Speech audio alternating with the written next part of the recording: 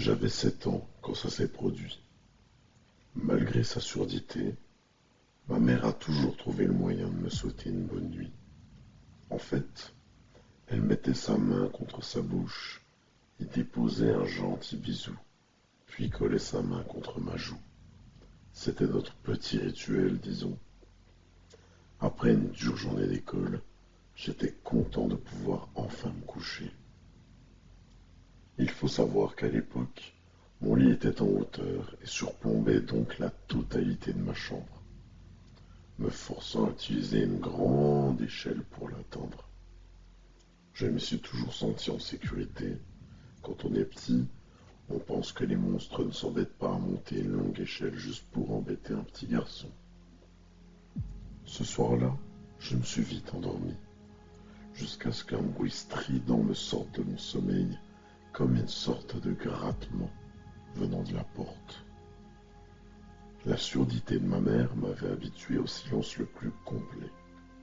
Un simple bruit suffisait donc à me sortir de mon sommeil. J'ai immédiatement pensé à mon chat, celui-ci voulant probablement dormir avec moi. Sauf que j'étais fatigué, alors je n'avais pas envie de descendre l'échelle pour ouvrir au chat.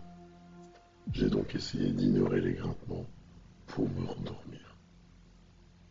À cette époque, j'habitais seul avec ma mère à la campagne, et là-bas, on entendait beaucoup de rumeurs sur des monstres qui effrayaient les enfants.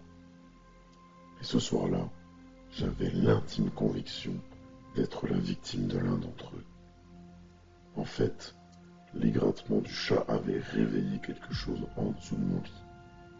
Je pouvais parfaitement sentir sa présence. Pire, j'entendais la chose bouger. L'enfant que j'étais était terrifié. D'autant plus que la chose commençait à grimper à l'échelle. Je n'ai pas hésité un instant à allumer ma lampe de chevet et je me suis muni de mon oreiller prêt à en découdre avec la bête. Je me suis senti un peu ridicule en m'apercevant que c'était en fait le chat. Mais durant toutes ces péripéties, les grattements n'avaient cessé à aucun instant. Tu dois te douter que si le chat était en ma compagnie, c'est que ce n'était pas lui qui grattait à la porte de ma chambre. Alors concrètement, j'ai paniqué.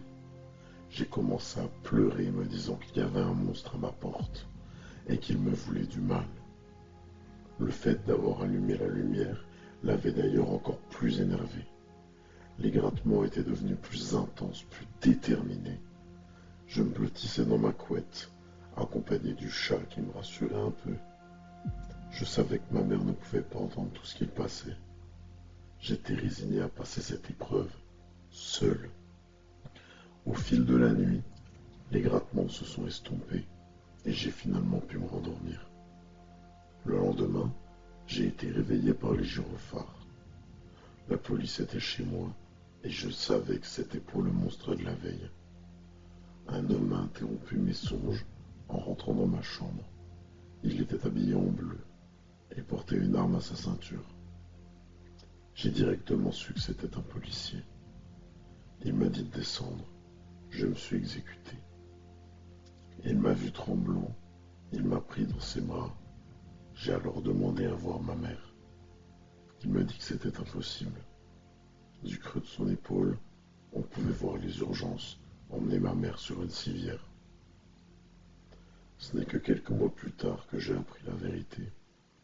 Un cambrioleur était rentré chez nous, lui avait cassé la jambe.